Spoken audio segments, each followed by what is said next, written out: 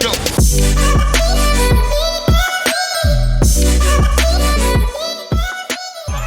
Welcome to Not a Great Whisperer podcast. This is your host, Katy Ray. I am joined by beautiful Jessica Smith, owner of Winks Fitness, who is actually like a soul sister of mine. This is our first guest that is out of state. So we are doing this on a Zoom meeting, getting her to join the podcast to really talk about her mission, just her vision and her amazing story, which every time I hear it, I learn a little bit of something new, but I absolutely am empowered by it every time. So thanks for joining. Thanks for having me. Love this. So I really just want to talk about what you're doing now, your community, your fitness community, but as well as just your ministry across the country, out of country, kind of what you're getting into right now. Yeah. So, I own a gym out here in California. I've been doing that for over 10 years. And I feel like it's really the Lord's way of like giving me an opportunity and a platform to speak into people's lives. Out of that, was birthed this concept to gather women. I didn't really know exactly what that looked like fully. I just knew that I was responsible once it was birthed in my heart to see it to fruition.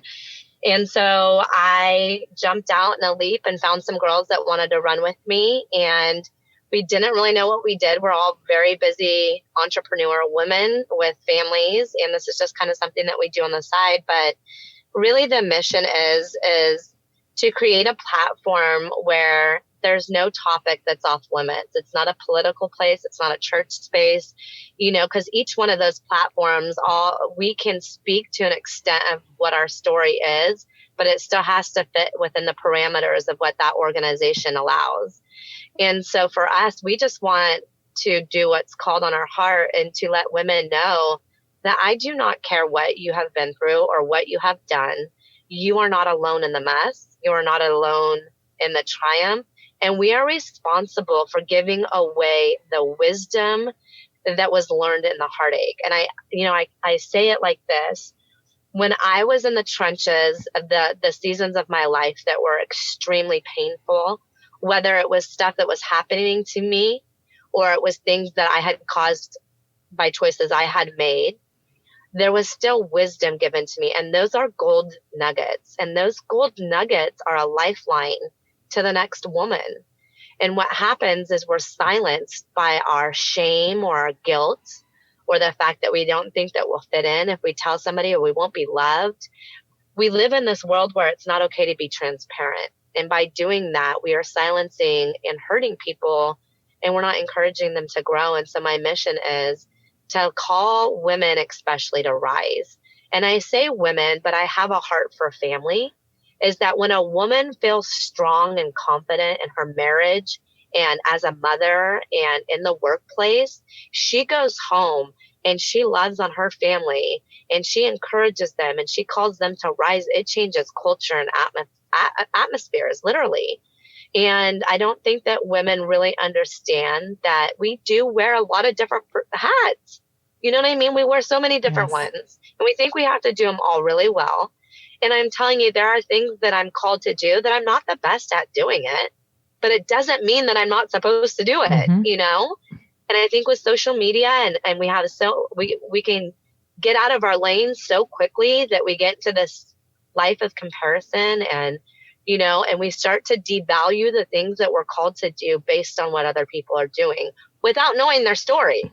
Because everything that you see online, it's not really like it's real most of the time, Exactly. And I'm thankful that you started in the fitness community, but you've extended it to just sisterhood in general. And your first event I was able to be a part of, and you guys just continue to do it and grow that community. I think it's just so powerful. So I think it's powerful with you just bringing a sisterhood of community. And I know you say women, and you're not saying, no, men can't be a part of this. You're just saying the impact women have in everyday life. And we don't realize all the responsibilities we take on, and we're super judgmental. You were my first group of like 300 women where I got to really share my story. And I mean, you and Brandon, you and your husband, Yapatna, were really the first two people outside of my family that knew my story. So it was like, it's a powerful thing to know that there's people out there that don't judge you because they've been through the seasons of life. And I think bringing that to larger groups of people that you're doing is just so powerful, and it empowers other people. And you're a competitive person, but not in that atmosphere, which is nice, because competitive fitness or things like that. But I'm saying, like, in that atmosphere, you just want people to feel good in their own story or their own skin. And I love your mission, and it's hard, right? Because you run into people that don't share that. Totally. And they don't. It takes a lot. It's like a full-time business on the side. And what I've come to realize is that you have to be emptied of your ego, right? Like, I want to see people win, but I will tell you that in my seasons when I was going through a really hard time when my mom died, and, I was 26 and trying to raise my siblings, and I had my own daughter, I did not have women reaching out. I didn't have people reaching out trying to help me in that season, but I sure in the heck had people judging me in it. And it's like, I look back now and I just never want to be the reason that somebody is having a bad day. And I don't want to be the reason that they're not healing. I don't want to be the reason they're not growing. You know what I'm saying? We are responsible for that. We are. And what makes it the hardest for you when you have reached out to someone and, I don't want to use the word like backstab, but you just realize their character isn't where yours is? I know you probably pray for them because you're just that type of person, but how hard is it letting go of what you thought could have been helpful to someone? Yeah, I think that I'm coming out of a season where I have poured into, women that I thought were friends of mine or people in the church. And when I say pour out, I'm giving you every resource I have. I'm giving you time that should be with my family. I'm doing it because it's been put on my heart to do. And I have gone through that. I just walked through it, as you know, like being backstabbed and having somebody try to steal my business platform. And, we walked away from an entire church that we loved because there was such a divide. And, at first, like, I just tell people it's not about religion. It's about feeling the things that you're feeling. And I've had so many people say, well, you should do this or you should do that, or ask questions that it's not a question for them to ask, really. But this is the deal. At the end of the day, I get to allow who's going to speak into my life. And when they're not safe, they've shown me you're not safe. You don't get permission to give me feedback anymore. You can go around and talk about it. You can say what you want to say. You can gossip. You can say hurtful things.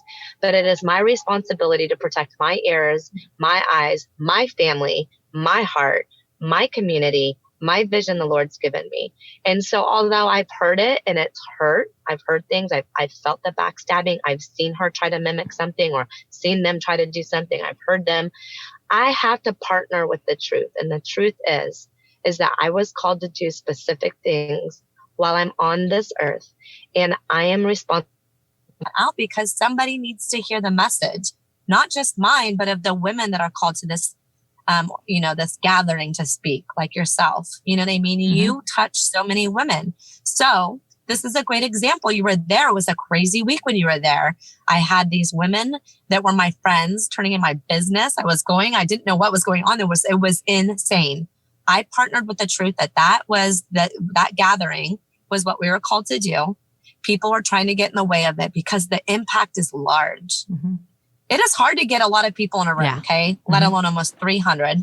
Our very first one sold out, not enough chairs.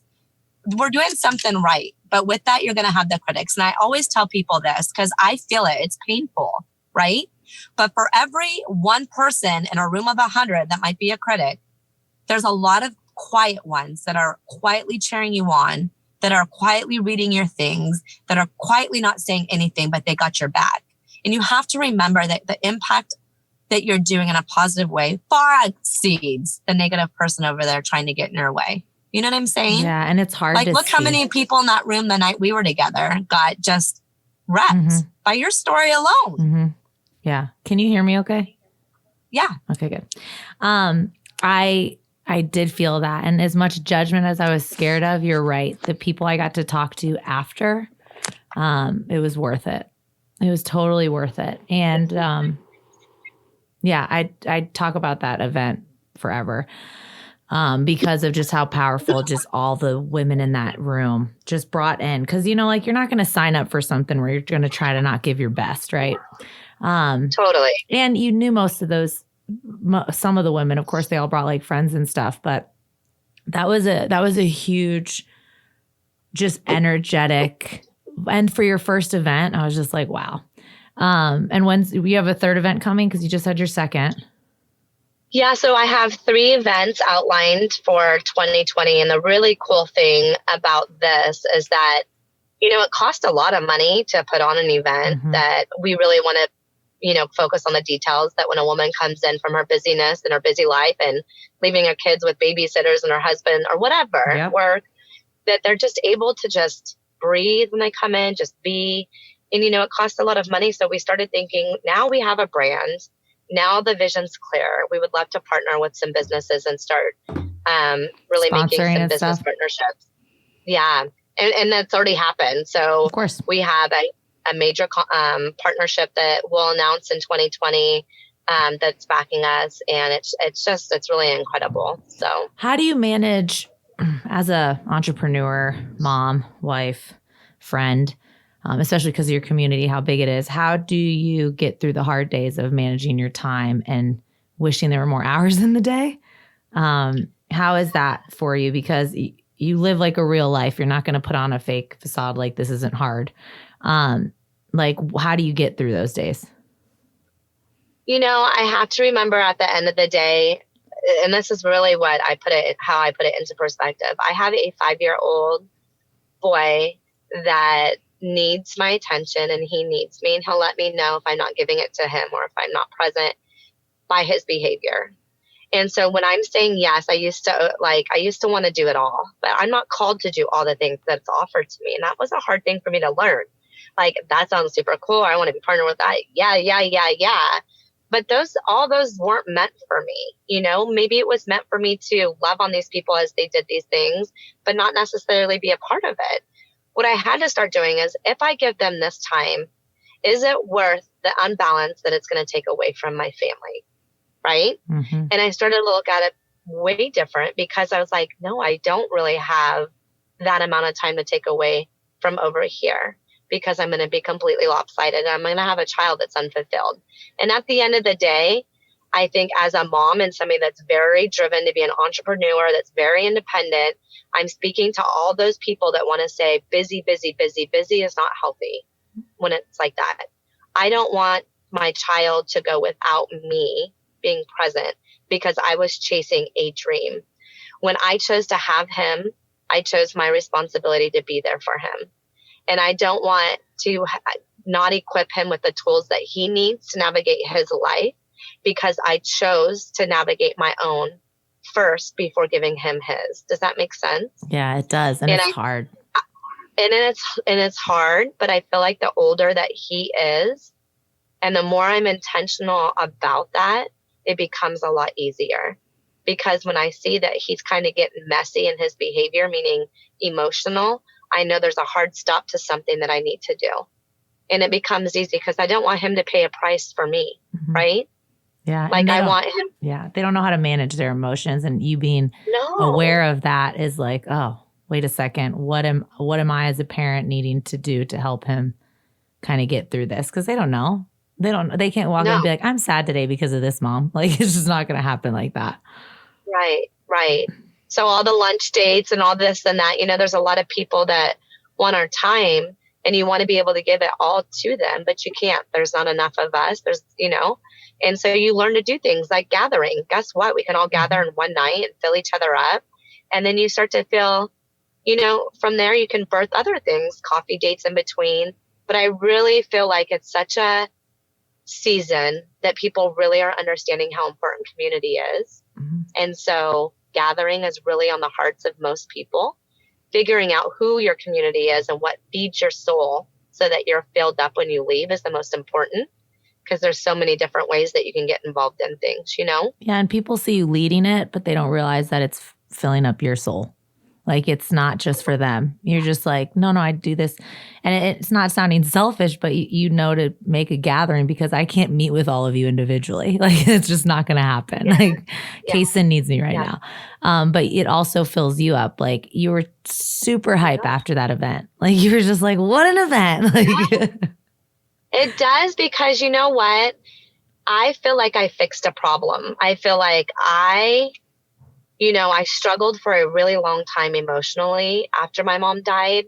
I struggled because people said I wasn't a present mom. It was like I was grieving a death. I had never experienced death in my life before. I was given the responsibility of children. I had a probate I was going through. I wasn't equipped with the tools to deal with that situation in my life. I needed somebody to come alongside me and love me through it and show me what to do or guide me. And that pain still hurt years after. My mom's been gone for 12 years. And I'll say, even in these gatherings, I can feel a part of my spirit still healing because I'm like, you know what? It won't be me and it won't be these people that would turn their head the other way and not help somebody in need. Or there are going to be women sitting in there that haven't been kind, that haven't had a good positioned heart, and they'll feel a conviction and then they'll change. Right. And you're not there to judge them. You're just there to open their eyes to what possibly they could have been doing, or to show them that everybody has their own path. And gosh, we have our own journeys, but women just have to stop being so judgmental or shame. And I even tell people, like, I still get, when I tell my story, I'm still a little bit like, oh, okay, there's a little shame still. But at the end of the day, it's really empowering to just fill your soul with that energy of community. And I always ask you like tips because, you're West Coast, I'm East Coast. I'm like, because they just need more of it here. And when I surround myself with people that give good energy, I'm like, what would Jessica do? Let me just do an event or something to bring everybody together because I don't have time to meet with these people separately. Right. But the biggest thing, Katy, is I think we all wait for the right time or to gather the right resources or to do and honest to God, I didn't have anything like that in place. I just had a desire that burned inside me. It had been burning inside me for years, and I knew it was time. And I just moved forward with it and learned as I went. And, I've made mistakes. There's things I would do differently. Each time I'm learning and I'm getting better. But the biggest thing is just do it. Just me talking about wanting to do a podcast. Look at me. I'm still stuck. Haven't done it. I'm doing one with you. But you know what I'm saying? I don't know what to do. I don't know all that stuff. So guess what? I just don't do it. Well, I know we're having a Build Your Tribe event on the 10th of January. Just a small one at the studio. But just to start somewhere, you're right. You did. You were just you just got to do it. You just got to bring good people around each other. They don't have to have the same goals. And that's another thing with you. So you're doing so many different things, but how do you determine who that person is you want to partner with? Your Love Up movement, there's so many different things you're working on. What is that final decision for you? You check your, of course, time that you have, but how do you, what's your next mission right now? What is your next goals for 2020? I'm really excited. It's just, I feel like it's all coming together. All of the things that I do are coming into one space. So Love Up is launched. It's a clothing line, a monthly membership. We've partnered with All Made that's out of Haiti. They pay them real wages. They use 6 water bottles to make a shirt. So, there's so many good out of it. So that'll be our nonprofit, because Love Up will give to many nonprofits. Basically, they distribute money off of the sales. So for every shirt sold, there's $1 that goes back to a nonprofit organization that can be internationally or local. So we knew we needed to get involved somewhere and give back. And so that happened to be the way that we could do it on a larger level. I'm partnering with Air One and Caleb this in 2020 as their female professional athlete. So I'll be going out to the school 6 to 8 weeks out of the academic school year. To speak into children in assemblies that are in junior high and high school. I love that. The message is the same. Let's get into the hearts of these kids before they're our age, right? Let's just plant the seeds a little bit sooner. We're equipped them out. We're awake. I mean, as parents, we're awake now. And so I think that it's just awesome that the things that I've been doing on a small level, me and my husband and, a couple people were going into high schools and speaking, but we didn't have all the backing of it. And so now to have the backing of the number one radio station in the nation, to be able, they're the ones, they send me out with a crew. I just get to show up and deliver. It's helping the message in general. And it all comes back to just being obedient to doing the one thing that was put on my heart. You know what I mean? Mm-hmm. I love that. And it's to give back, right? Like, I mean, it's to change hearts. It's to shift mindsets. It's to give new perspectives that are healthy. There's so much junk and negativity out there. Like, we need more people willing to stand up and start speaking life into one another. And at that level, I preach that all the time, anxiety and just surrounding yourself with the right people. Did we have those type of people coming in like you and Brandon or whoever's going to speak to these high school, middle schoolers? I think that is so powerful for them because they see a different side, or they see where you've come from and where you are today, and people supporting them. That's awesome. That is such a huge thing. Are you so excited? I'm excited, and I'm excited that I'm willing, like, more people are willing to open up the conversation of, I'm not trying to convince you how great my life is. My life is hard. There's joy. I choose to have joy in it. Every day I don't wake up and I'm like, that's the greatest ever. There's challenges every day. I have a child. I have a husband that's away because of his job. I run a business. I work, there's just challenges every day. But I get to talk about the messes I stand in true transparency. And I hope that gives an invitation for other people to know that we are better connected when we're able to be who we are. I don't want to put a mask on for you. I'm not willing to do that. I did that the first 20 years of my life. I thought that was the way we lived. That was normal. And I'm not willing to do that anymore for people. And I'm okay with the fact that I'm not meant for everybody, and not everybody believes in my mission or my story. And not everyone loves my husband and me and my child. I get it. I also think that you don't need to have a voice if it's not going to be in love. That's fine. Mm-hmm. I don't go around telling people I don't like them. You know what I mean? Yeah. It's just not in my heart to do that. I just think that we need to start rising up and silencing the negativity, because the only way we can do that is to be truth seekers, truth speakers, lovers, Oh, yeah. I love that. So that's an awesome thing that's happening in 2020, which this episode will be in 2020. So what do you want to tell the viewers, the listeners today? I mean, eventually you are going to have a podcast. I know it'll happen. But my million listeners, but like, what is I know your vision. I know just who you are. And I know that you are an example of everything you preach. And it's a beautiful sight to just have somebody I know so close. Because yes, I knew your husband first in a ugly stage in his life, yet I still loved him. College is an ugly stage for some of us, for myself included. But I absolutely adore you both. And I feel like you were strong separately, and now together you're like a force to be reckoned with. And the support you have for each other. So he's, away sometimes, but you guys know that like marriage is hard, and it's hard, and you're real about it. Like, this isn't all perfect. This isn't everybody's Christmas card. But you're real about it. And like, kind of, what do you want to tell people just about where you are and giving yourself grace, and of course choosing joy.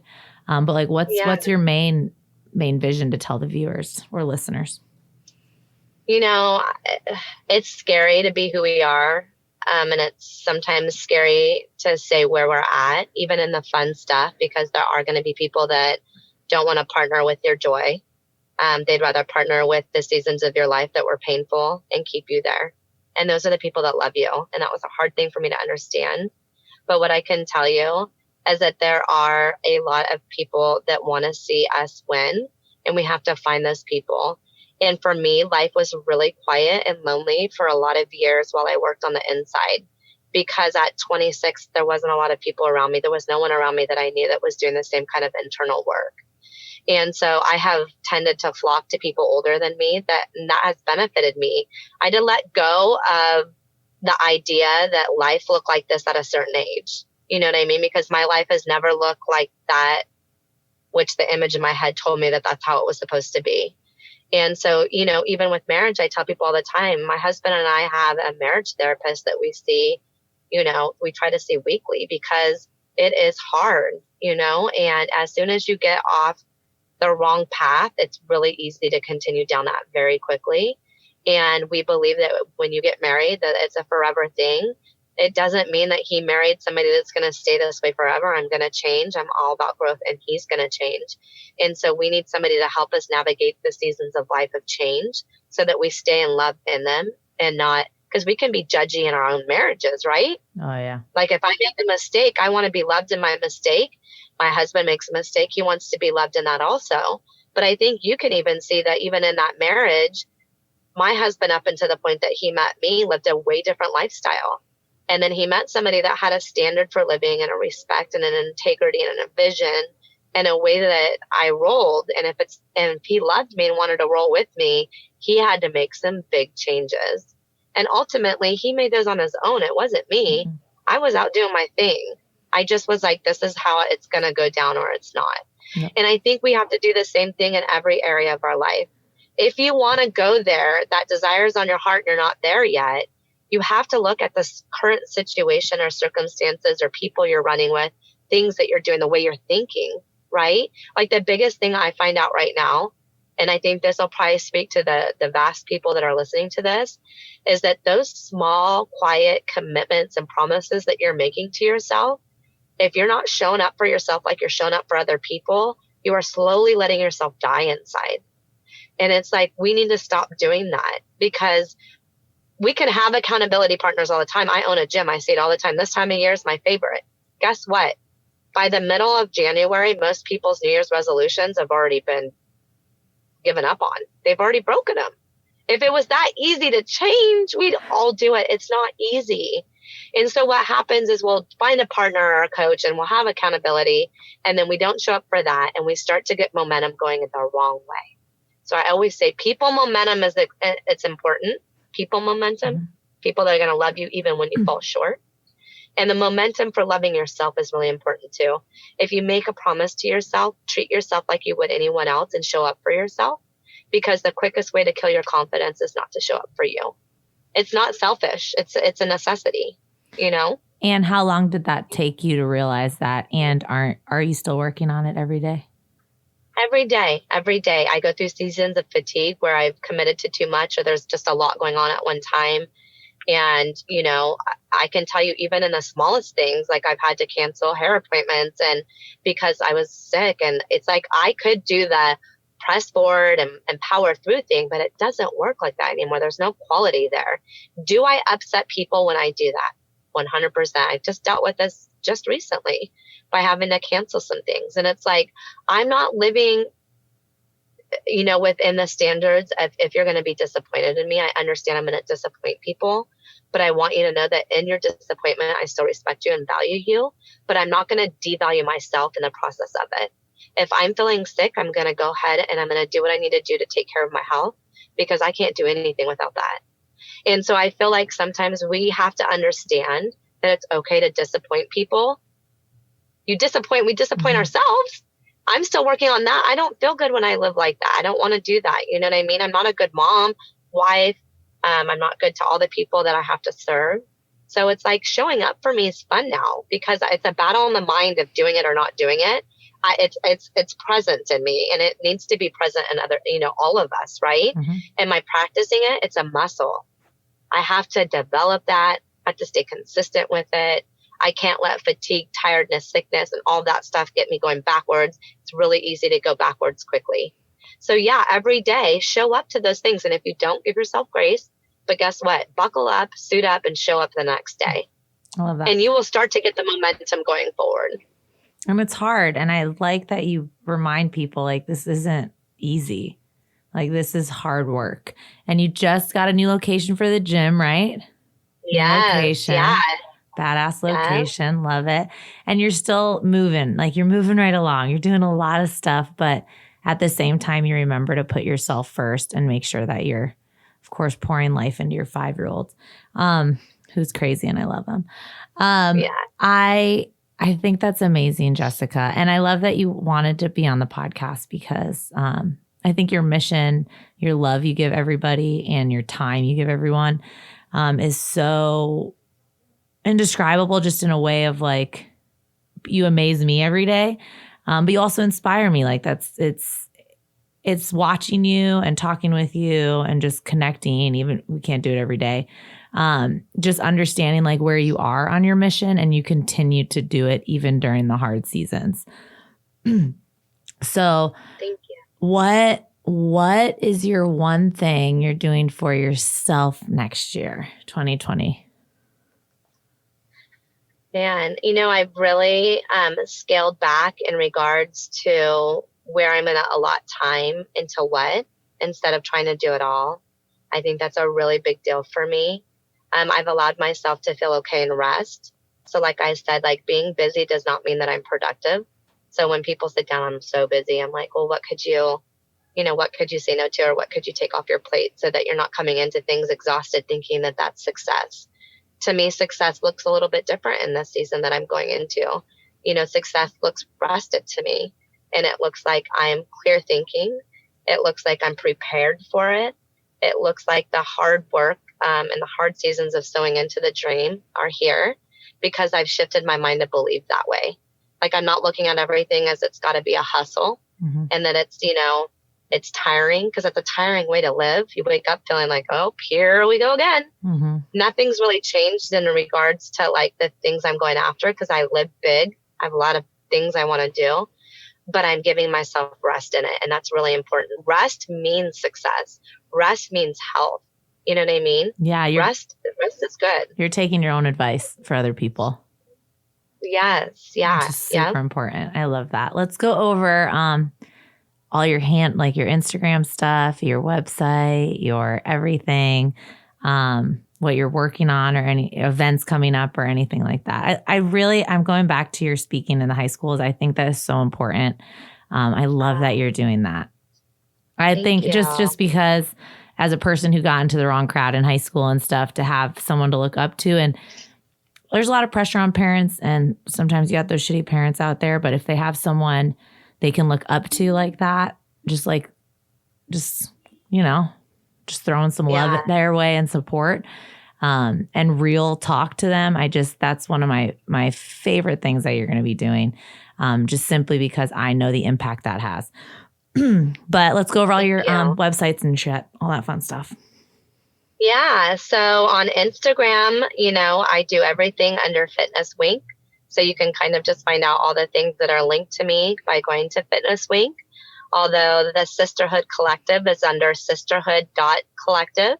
That'll give you all the event information and the dates for the gatherings in 2020. My Facebook is Jessica Winkelhausen, WBFF Pro. And you get information there. My website is everydaywink.com. And I encourage people to go out and follow Air One Dare to Dream. That's going to be who I partner with and going into the schools. I think it's really cool to go out and look at the other professional athletes right now that are doing this. The heart behind it and the impact on it is pretty big too. So I would encourage people to go out and follow them. And then, a good way to get a hold of me is by just directly sending me a message at Jessica@winks, WINKS fitness.com. I would love to partner with people from all around. If you're thinking about starting something and need to know how or what, what's the good timing, whatever, like let's connect. I do see us going out on the road with the Sisterhood Collective in the future. I see about 3 years out where we'll be traveling and doing this because there will be a demand for it. So that's really exciting. Oh my gosh, a little road show. I love it. I would love to be on that road show. Of course you're going to be there. I know. I love that. But yeah, shout out to your whole community already. I already miss them. I wish we weren't so many to cross the country, but it's fine. Thanks for joining. We'll make 2020. We'll have to tie you into something in 2020 after that babe's in here. I know. After this baby comes. I thank you for joining. I hope you got to kind of speak some of your story, speak some life into people. I love that you do it every day. And you're never scared to just share your story, share your messiness, and just be so real and beautiful at the same time. But you can find Jessica on Not a Great Whisperer podcast page on IG, at katyray.com and at The Real K-Ray, Krey. She is amazing, beautiful human. Would love to partner with real deal people to get her message, mission, vision across the country, out of country. She speaks life into people. I am a complete example of that. And I love that you joined, and I love you. Yes, I love you. Thanks for I love having that me. you're And I my just want to first. encourage. I know I'm your first, and it won't be the last. You really do inspire me to get my podcast going. And, I just want to encourage everybody out there too. Like, look around you and all those strong people around you that are encouraging you. You can be a voice into their lives too. Like, pick up the phone and call people. This is a great time of year to reflect into that and just tell them how much you appreciate and love them. The phone call goes a long way, even for us, like, it really pick up does. the phone. Yeah. Spread some love this holiday season. I love you. Thank you. I love you too. Thank you. Thank you. Bye. Bye.